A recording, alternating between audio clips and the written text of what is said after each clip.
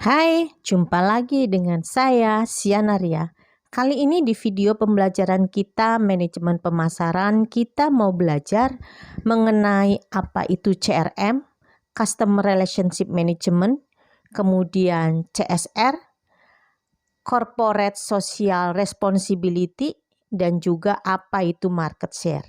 Untuk lebih jelasnya, kita ikutin video berikut ya. Dan kita masih belajar untuk studi kasus di perusahaan farmasi.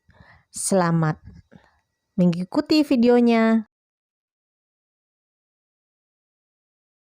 Ya, kita mengenal CRM, Customer Relationship Management. Nah, harus ini apa itu? Ya, yaitu proses pengolahan informasi tentang pelanggan ya, dengan semua titik kontaknya untuk memaksimalisasi loyalitas pelanggan. Ya, titik sentuhan pelanggan. Ya, namanya hot bottom pelanggan. Bagaimana kalau pelanggan itu dipencet bagian sisi sensitivitasnya, maka dia akan kembali membeli produk atau menggunakan jasa kita. Jadi kesempatan yang digunakan untuk pelanggan tadi menghadapi merek ya dan produk ya dari pengalaman aktualnya, komunikasinya secara massal sampai observasi casual. Ya, misalnya seperti ini ya, customer relation management. Ya. Membuat satu sistem supaya hubungan dengan pelanggan ini berjalan dengan baik. Ya, jadi biasanya dibuat sistem. Misalnya, kalau kita ke Indomaret, teman-teman kemudian menjadi member. Benar nggak? Kemudian misal Alfa jadi member. Ke Jogja member. Ramayana member. Semua member. Betul nggak? Biasanya member menawarkan apa? Diskon. Ya, kemudian ya kenyamanan privilege supaya customer kita begitu jadi member dari Alfamart, kita akan beli lagi berbelanja di Alfamart. Kalau kita membernya Jogja, ya kita beli lagi di Jogja.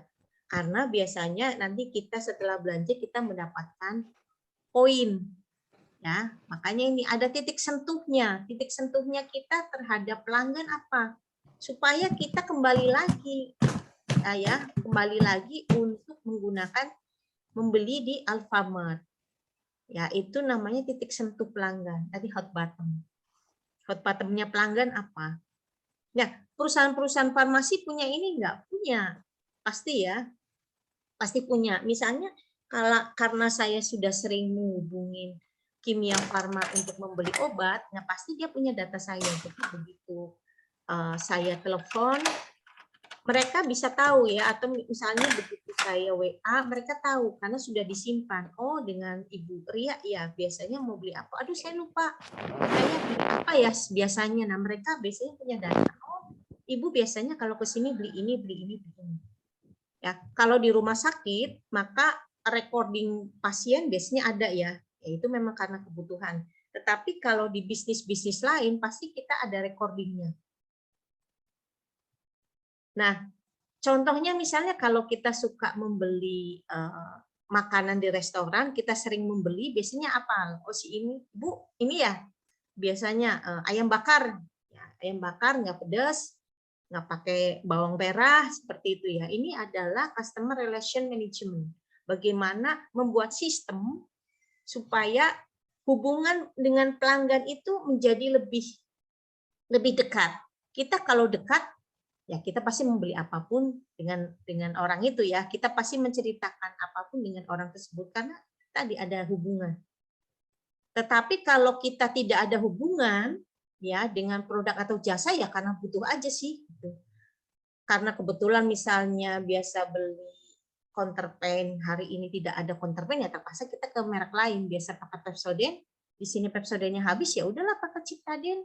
Namanya di kampung misalnya seperti itu. Nah, ada relation management. Nah, perusahaan-perusahaan biasanya punya ini, customer relation management.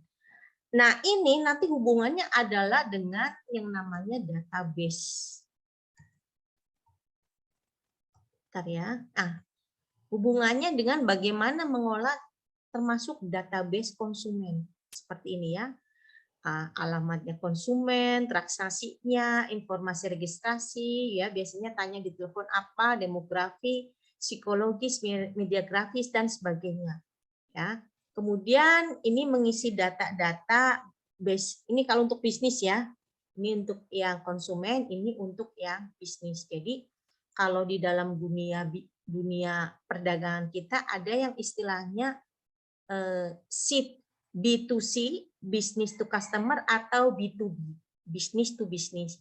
Jadi kalau kita menghadapi konsumen, nanti kita akan belajar, kita menghadapi konsumen customer yang langsung and sales to user, maka akan berbeda dengan menghadapi B2B, ya konsumen bisnis. Misalnya nih, Taiso pasti akan menjual ke beberapa apotik, ya. Taiso menjual ke beberapa apotik, artinya dia menjual secara B2B. Apotik itu B2B. Dia itu kan bukan customer akhir.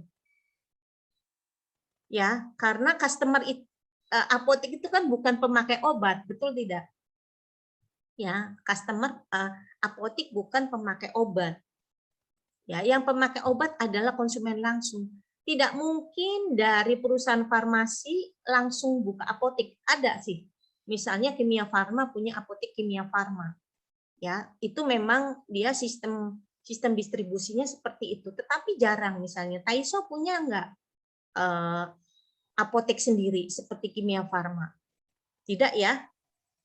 Sama, yang lain-lain juga tidak punya, tetapi yang punya hanya kalau nggak salah Kimia Farma. Betul nggak? Nah, ini berarti B2B-nya. B2B-nya adalah apotik. Maka bagaimana perusahaan farmasi ingin menghandle apotik, ya, apotik ini atau rumah sakit yang punya apotik kan pasti apotik ya, atau toko obat. Toko obat berarti bukan apotik dan dia tidak resmi ya, punya nomor untuk apotik gitu ya. Nah, pasti akan berbeda dengan menangani konsumen.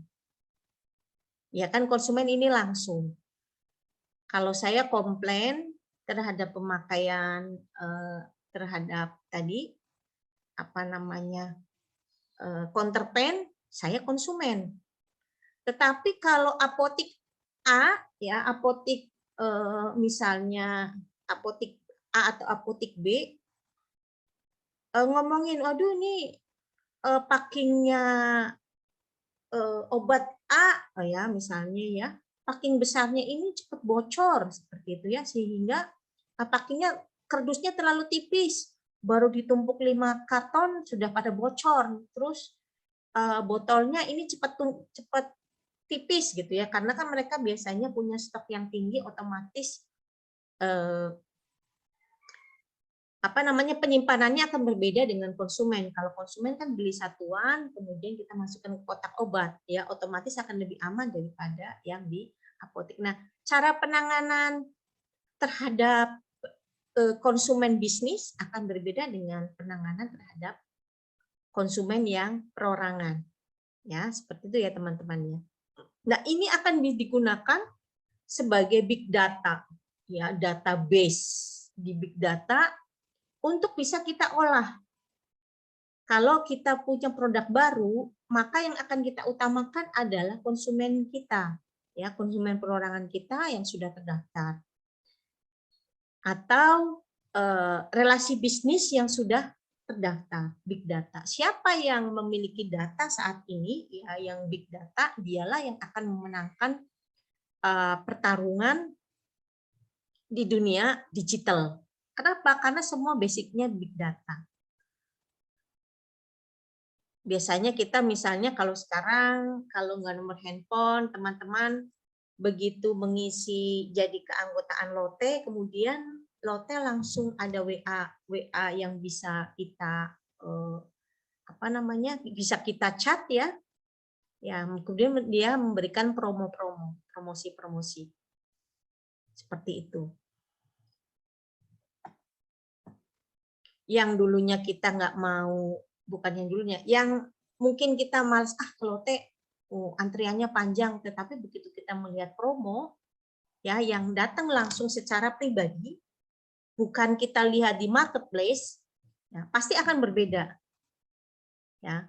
Dan kalau kita pun pengguna marketplace, kita suka dapat notifikasi juga. Sering nggak teman-teman? Ada diskon Anda di Shopee, gitu kan? Benar nggak? Pasti ya, pasti ada ya.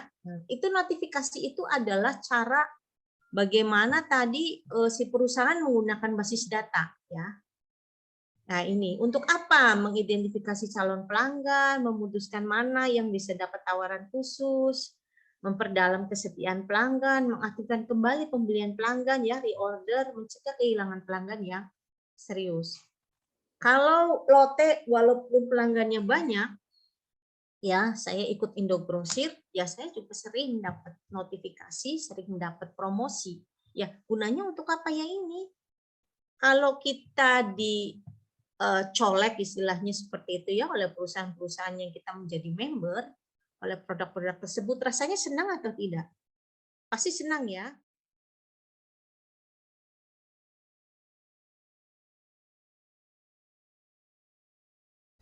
Kita akan belajar corporate social responsibility. Tadi yang cerita iklan Aqua ya.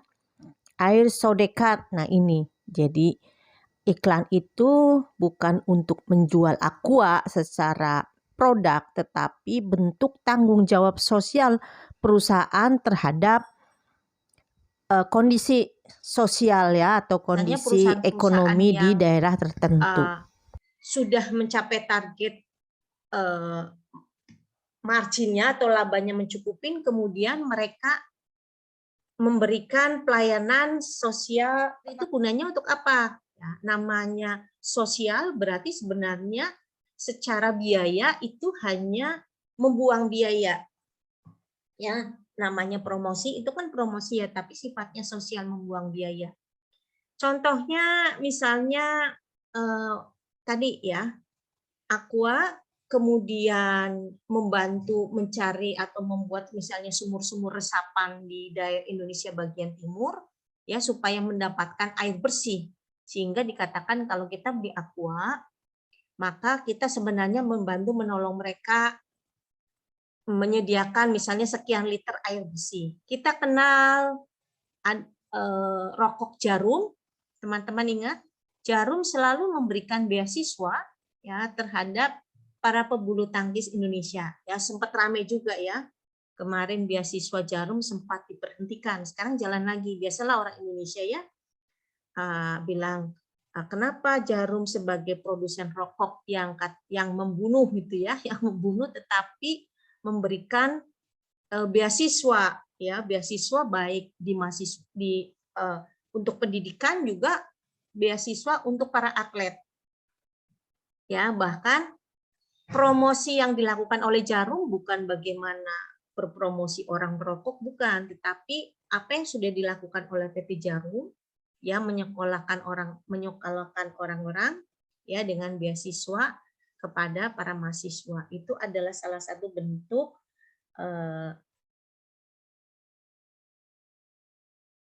itu bentuk tanggung jawab sosial dari perusahaan corporate social responsibility atau CSR itu. Indonesia ini juga melakukan CSR, apalagi di masa pandemi. Misalnya tadi 1 gratis 1, itu masih kepenjualan. Misalnya memberikan pelayanan farmasi gitu ya, atau memberikan pelayanan perusahaannya, misalnya membuat klinik di depan perusahaan kemudian digratiskan ya kepada warga sekitar, itu adalah salah satu bentuk CSR. Misalnya Semen Cibinong terhadap warga sekitar membuat sekolahan misalnya yang gratis, misalnya ya, sekolahan gratis yang dikelola oleh yayasan dari Semen Cibinong. Nah, itu salah satu bentuk CSR. Akan meningkatkan nilai pelanggan akan meningkat ya, karena kita merasa bahwa kalau kita membeli produk tersebut ya, kita juga merespon terhadap kondisi sosial ya, kondisi sosial di sekitar kita atau di tempat yang lain. nilai basis pelanggan, misalnya dengan mengurangi tingkat keberhalian pelanggan, ya supaya pelanggan tidak beralih ke kompetitor kita. Bagaimana meningkatkan daya hubungan, ya daya tahan hubungan pelanggan tadi dengan CRM, ya Customer Relationship Management, supaya customer kita itu begitu mau urusan dengan kamar mandi selalu memilih produk Unilever, ya Unilever, ya kita meningkatkannya seperti itu. Jadi semua dikunci. Kalau Unilevernya Pepsodent-nya terlalu mahal, maka PT Unilever menurunkan, misalnya dengan close up, ya ada produk-produk yang di bawahnya gitu ya. Nah, biasanya produk-produk ini punya 3 tingkatan, teman-teman. Ada premium, kemudian ada yang medium, ya harga yang di tengah-tengah, dan ada yang low price. Setiap perusahaan biasanya akan mengeluarkan 3 jenis. Ya, termasuk juga misalnya teman-teman kalau beli kopi di Kopi Kenangan pasti ada. Ya, yang suka dipromoin misalnya kopi gula aren, biasanya kan semua 18.000 tuh standar semua, ya hampir semua merek kopi segitu. Nah, tetapi supaya harganya tidak murahan, kemudian dia sering bundling, ya beli kopi ini ditambah dengan roti diskon sekian, ya seperti itu ya cara meningkatkan daya tahan hubungan dengan pelanggan. Kemudian bagaimana kita meningkatkan potensi pertumbuhan melalui share of wallet, cross-selling maupun upselling, ya. Kemudian membuat pelanggan yang berlaba rendah tetap menguntungkan, atau kita mau menghilangkan mereka. Ya, itu salah satu keputusan bisnis, ya. Misalnya memang biasanya tadi dari produk 3 jenis produk tadi, yang low price yang paling bawah, kemudian yang medium maupun yang premium, itu pasti memberikan laba tersendiri, ya. Ada yang menguntungkan, ada yang merugikan perusahaan. Ya, itu biasa. Jadi kadang kita misalnya membeli produk ini kok murah banget ya. Nah, itu kadang memang produk rugi. Kenapa? Kadang perusahaan mengeluarkan produk rugi supaya dia bisa mematikan kompetitor. Ya, kok bisa Bu? Dia rugi, nggak apa-apa ya, sama aja sebenarnya. Supaya kompetitor ini tidak memakan pasar di atasnya, dia perusahaan mengeluarkan produk lower, ya low price untuk membunuh kompetitornya. Karena biasanya kompetitor atau perusahaan-perusahaan besar ini punya sumber daya yang lebih tinggi ketimbang kompetitor-kompetitor. Ya, biasanya ada juga ya, kemudian perusahaan-perusahaan yang bekerja sama bisa ya untuk mengembangkan UMKM ada juga ya, walaupun itu adalah kompetitornya. Tetapi kalau UMKM ini kan kompetitor-kompetitor kecil, biasanya dia nggak ada masalah gitu ya. Yang bermasalah dengan biasanya kompetitor-kompetitor besar yang perusahaan yang sejenis. Bagaimana fokuskan usaha yang tidak seimbang untuk pelanggan yang bernilai tinggi. Jadi tetap usahakan gitu ya, tetap mengusahakan. Kalau di kami ya, kalau di Yamaha itu ada produk yang laris manis, misalnya NMAX. Nah itu masih dijual tanpa diskon ya, bahkan tanpa diskon orang masih mau gitu ya, kalau bisa belinya secara kredit. Seperti itu contohnya. Tetapi ada produk yang diskonnya besar-besaran gitu ya, karena memang produk yang kurang diterima oleh masyarakat, ya. Atau memang tadi masyarakatnya ada perubahan perilaku. Kalau dulu orang beli motor yang murah-murah yang kecil-kecil, sekarang orang melihat motor sebagai kebutuhan, ya, dan sebagai gaya. Makanya orang membeli motor PCX, ya, NMAX. Nah, buat Yamaha NMAX itu produk yang menguntungkan, yang labanya tinggi, cukup tinggi. Ya, sementara ada produk lain yang labanya rendah, yang tadi saya katakan ya. Selalu ada yang lebih rendah. Kalau di dalam dunia pertanian, ya, Indofood mengeluarkan yang paling tinggi namanya Indomie, ya.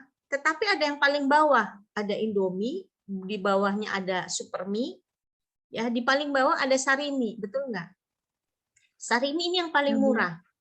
Nah, Sarimi ini sebenarnya untuk membunuh, ya, untuk membunuh mie instan yang harganya selevel sama dia, supaya Indomie ini tidak disentuh lagi gitu ya. Indomie ini kan sebenarnya produk yang paling premium lah di pasar mie instan ya. Kemudian pesaingnya apa itu? Pesaingnya Indomie. Mie sedap ya. Nah, ada mie sedap. Terus apa lagi? Kemudian muncul Lemonilo ya. Dia masuk ke pasaran mana? Nah, ini adalah strategi perusahaan tadi untuk bersaing. Nanti kita belajar di segmentasi. Oke, bagaimana cara membangun loyalitas ya? Kita interaksi dengan pelanggan ya, mengembangkan program loyalitas ya, mempersonalisasikan pemasaran ya, jadi pemasarannya dekat, personal ya, dan menciptakan ikatan institusional ya, ikatan kelembagaan. Dan kita memenangkan kembali ya. Aduh. Siapa nih? Udah saweran aja. Oke, terakhir puas. Nah, pasti kita loyal. Ya, seperti itu. Itu dasar dan sifat manusia. Kalau kita puas dengan Indomie, maka mau keluar merek instan apapun tetap aja, ya. Kalau mie yang lain, kemudian masuk mie Korea, ya, mie Jepang seperti itu ya, ramen ya, mie Jepang, mie Korea. Kita tetap aja ya, kita tetap aja pakai Indomie ya, karena kita tadi loyal ya. Sekarang Indomie belum mengeluarkan produk di atas 15.000 seperti apa itu, kalau mie Korea apa tuh yang mahal banget itu? Samyang, Bu. Samyang. Nah, apakah Indomie nanti mau mengeluarkan produk seperti Samyang gitu ya, yang harganya 15.000 ke atas? Ya, kita nanti lihat. Ya, apakah dia cukup puas dengan Indomie yang selera Nusantara? Itu pun kadang ada, kadang tidak ada ya, karena ya untuk mungkin di daerah-daerah tertentu kalau kita beli soto Lamongan gitu ya dalam bentuk mie instan, atau kita beli rasa ayam geprek gitu ya, yang rasanya sekarang aneh-aneh kan mie instan, itu memperbanyak varian ya untuk memenangkan kembali ya loyalitas pelanggan. Tapi tetap saja melihat apakah pasar bisa menerima atau tidak. Barangkali itu hubungan kita dengan pelanggan baik, otomatis tadi pelanggan menjadi puas ya, karena kinerja juga, kinerja dari produk dan pelayanan kita. Kalau puas pasti setia ya, kalau puas pasti setia. Kalau puas tidak setia ya itu biasanya anomali ya. Itu manusia udah puas kan, kadang kita bilang ini kurang apa sih ya, nggak setia, berarti itu anomali. Tetapi pada prinsipnya adalah siapa yang puas pasti setia ya. Kalau Anda puas terhadap pelayanan atau produk kami, biasanya apa? Beritahukan kepada teman Anda. Tetapi kalau Anda tidak puas terhadap pelayanan kami, beritahu kami, yaitu prinsip pelayanan di marketing. Ya, supaya kalau tidak puas jangan ngomong-ngomong yang lain, karena ketidakpuasan itu menular. Ya, komplain itu menular, ya. Begitu kita ketemu orang yang tukang komplain, tukang gibah, biasanya nular. Makanya jangan kumpul dengan orang-orang yang berenergi negatif, ya, karena menular. Tapi kalau bisa kita kumpul dengan orang-orang yang energinya positif, yang selalu semangat, karena itu menular. Jadi siapa yang puas pasti setia. Oke. Baik, itu saja. Ada pertanyaan? Kalau share itu adalah perbandingan antara penjualan kita, omset kita, berbanding dengan total seluruh produk atau jasa yang bergerak di bidang yang sama. Gitu. Jadi misalnya kalau pemain, saya cerita di otomotif ya, kalau pemain di Yamaha itu, misalnya di dalam 1 tahun Yamaha mengeluarkan, taruhlah dalam 1 tahun itu mengeluarkan 2 juta, ya 2 juta unit. Sedangkan market share-nya Yamaha misalnya 30%. Berarti sebenarnya Yamaha memakan 2 juta ini ya dibandingkan dengan total semua. Berarti untuk menghitung market share secara total seperti ini caranya. Jadi tadi Yamaha itu 2 juta itu 30%, berarti untuk menghitung kita 100% atau total demand sepeda motor, menghitungnya berarti 100% dibagi 30%. Hasilnya 3,3. Nah, 3,3 ini kalikan dengan 2 juta yang milik Yamaha. Jadi total semua adalah sekitar 6,6 juta. Ya, itu adalah demand.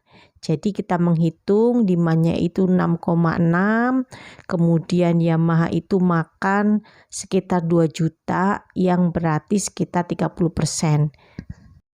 Sisanya adalah merek lain, misalnya Honda makan di 60%, maka kita menghitung 60% dikali dengan 6,6 juta. Ya, sekitar 4 jutaan. Ya, berarti sisanya 10% kali 6,6.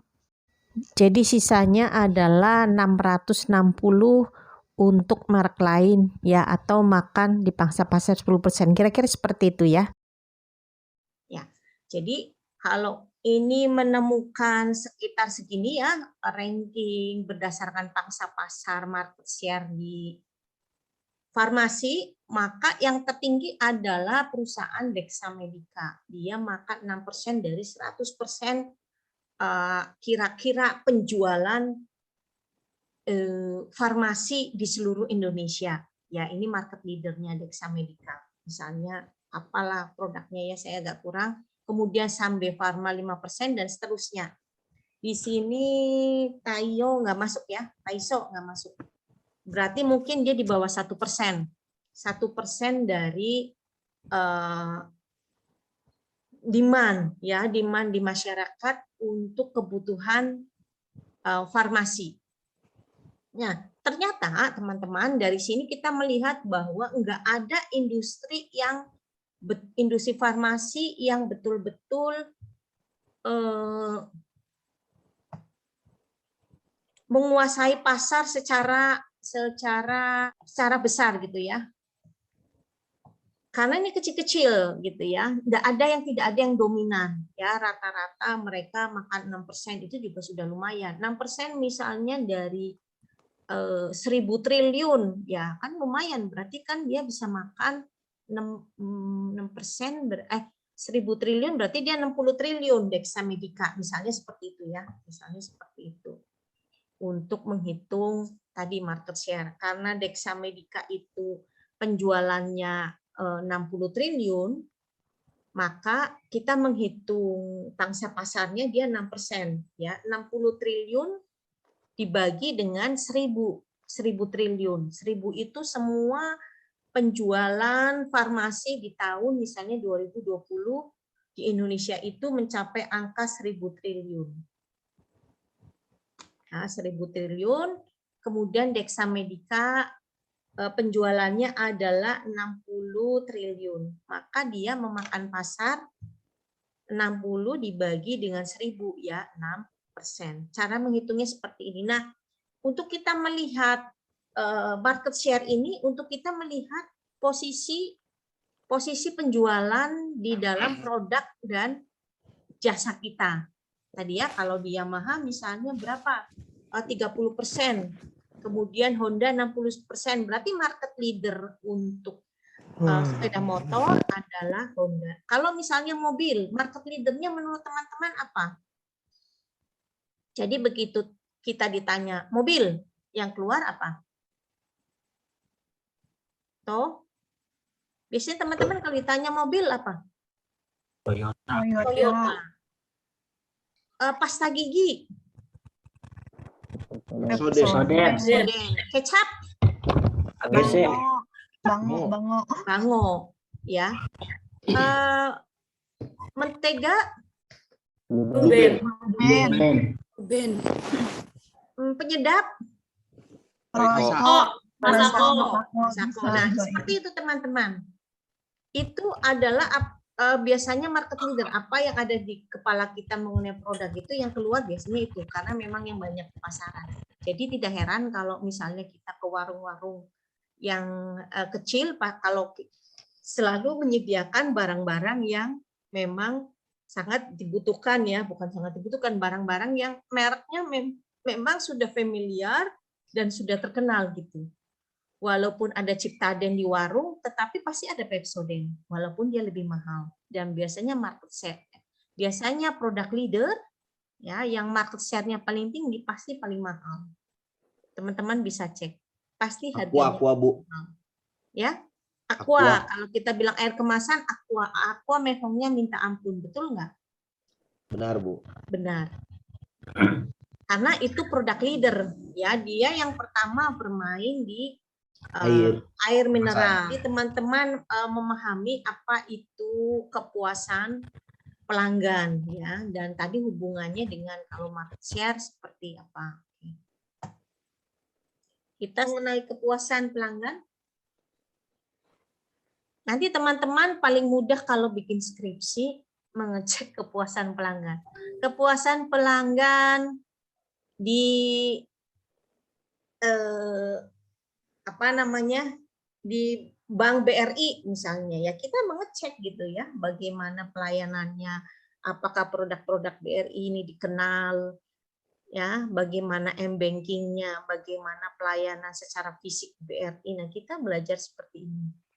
Kemudian kita memberikan penilaian dengan skala Likert, biasanya kalau teman-teman bikin kuesioner ya, bikin dengan skala Likert, dan sekarang lebih mudah karena kita sudah ada yang namanya Google Form, bukan survei, ketimbang dulu harus ketemu dengan pelanggan. Bila video ini menarik dan berguna untuk Anda, silakan subscribe buat yang belum subscribe, berikan like dan komennya, serta mainkan loncengnya untuk mendapatkan notifikasi.